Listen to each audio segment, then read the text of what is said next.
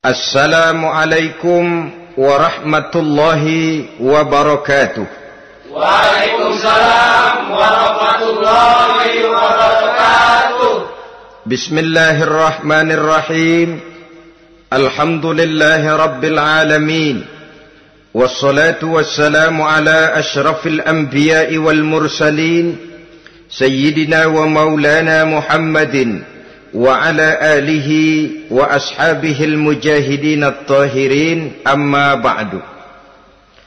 Saudara-saudara kaum muslimin rahimakumullah, agama mengajarkan bahwa di dalam melaksanakan segala macam pekerjaan hendaklah dilaksanakan dengan penuh hati-hati dan perhitungan. Dikatakan dalam pepatah, fit ta'annis salamah wa fil ajalatin nadamah. Di dalam keberhati-hatian itu ada keselamatan, dan di dalam sikap tergesa-gesa, di dalam sikap terburu-buru biasanya mengandung penyesalan.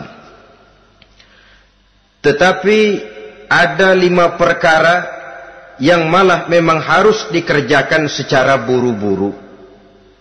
Apa yang 5 perkara itu? Pertama, mengubur jenazah. Tidak baik kalau jenazah itu disemayamkan sampai 2-3 hari di rumah.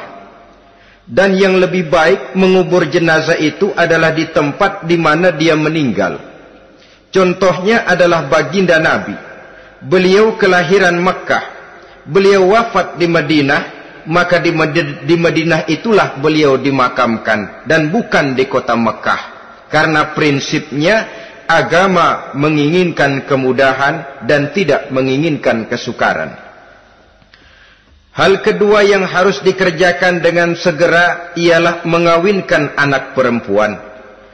Apabila kita mempunyai anak perempuan, sudah sampai usianya untuk memasuki ambang pintu pernikahan, dan dia sudah minta untuk dinikahkan, maka segeralah orang tua menikahkannya atau mengawinkannya. Sebab biasanya anak perempuan, apalagi di zaman sekarang, kalau tidak segera dikawinkan oleh orang tuanya, dikhawatirkan dia akan kawin sendiri. Dan itu tentu akhirnya akan merepotkan kedua orang tuanya. Hal ketiga yang harus dikerjakan dengan segera dan buru-buru ialah membayar hutang. Apabila kita sudah berhutang kepada seseorang dan sudah ada uang untuk membayarnya, bersegeralah untuk membayar. Sebab kalau ditunda besok, lusa, atau hari minggu depan, dikhawatirkan uangnya akan terpakai untuk kepentingan-kepentingan yang lain, dan hutang akan tetap tinggal hutang, tidak pernah terbayar adanya. Hal keempat yang harus disegerakan ialah menghidangkan makanan untuk orang musafir yang kebetulan menjadi tamu di rumah kita.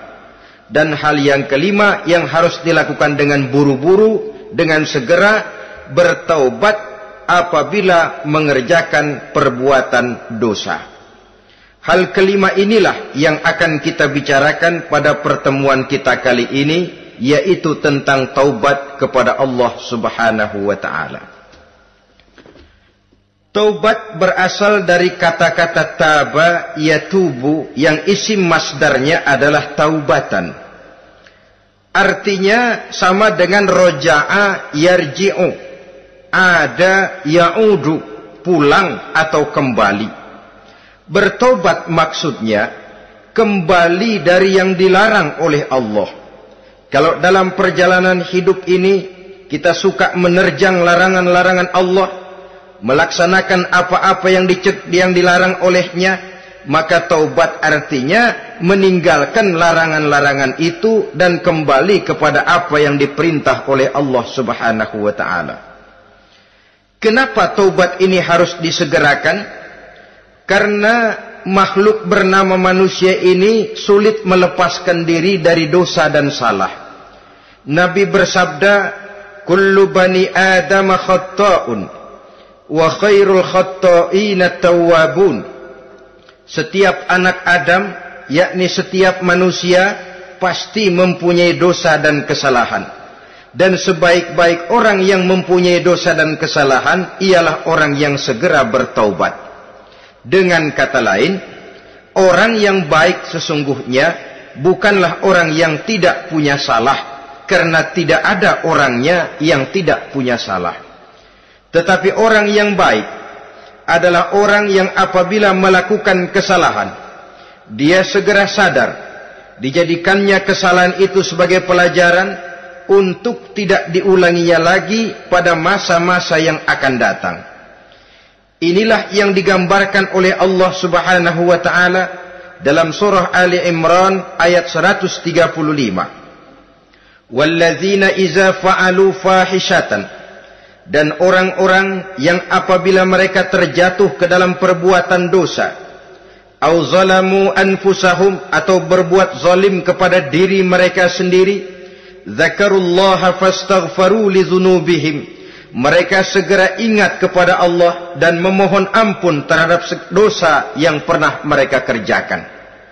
Saudara-saudara kaum muslimin rahimakumullah, sejak awalnya iblis memang sudah memproklamirkan diri di hadapan Allah Subhanahu wa taala. Apa kata iblis? Ya Rabbi wa izzatika la azalu aghwi bani adama ma damat arwahuhum fi ajsadihim. Ya Allah, demi kemuliaan-Mu saya bersumpah, kata iblis, saya akan selalu memperdayakan anak-anak Adam.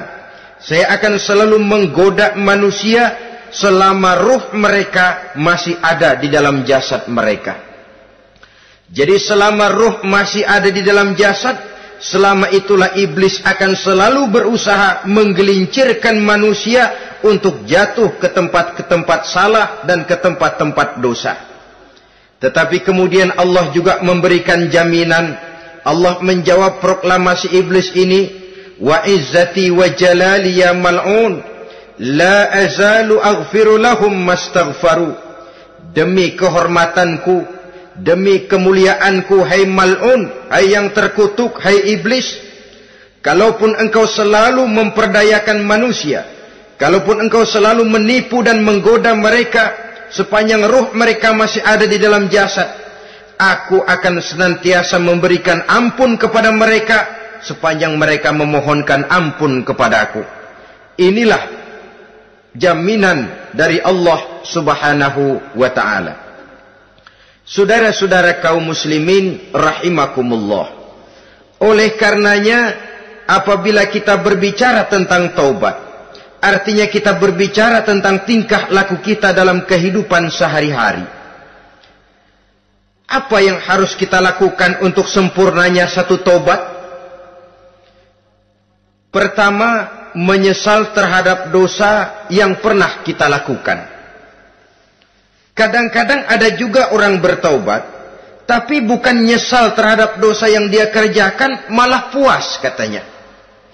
Dia ngomong sama teman-temannya, saya dulu zaman muda sudah kenyang judi, kenyang zina, kenyang mabuk-mabukan, sudah puas. Sekarang tinggal benernya saja, saya sudah taubat.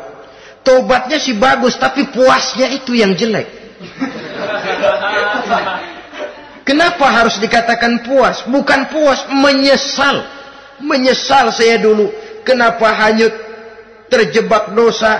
Kenapa tenggelam di meja judi? Kenapa tenggelam di minum-minuman keras? Kenapa hanyut kepada perbuatan munkar dan maksiat? Saya menyesal sekali. Menyesal diperintah dan bukan malah puas. Dari rasa menyesal ini nanti timbul hal yang kedua, yaitu berniat tidak akan mengulangi lagi perbuatan dosa. Kalau menyesal tapi masih diulangi lagi, itu belum taubat yang sebenarnya. Saya kapok, menyesal, tidak mau minum minuman keras lagi. Besok tidak ada minuman keras, malah pusing, nyari kesana kemari. Itu belum taubat yang sebenarnya. Jadi setelah menyesal, berniat tidak akan mengulangi lagi perbuatan dosa itu. Kalau menyesal tapi masih diulanginya lagi, itu sama saja dengan main-main. Saudara-saudara kaum muslimin rahimakumullah, Barangkali itu yang orang namakan dengan taubat sambal namanya.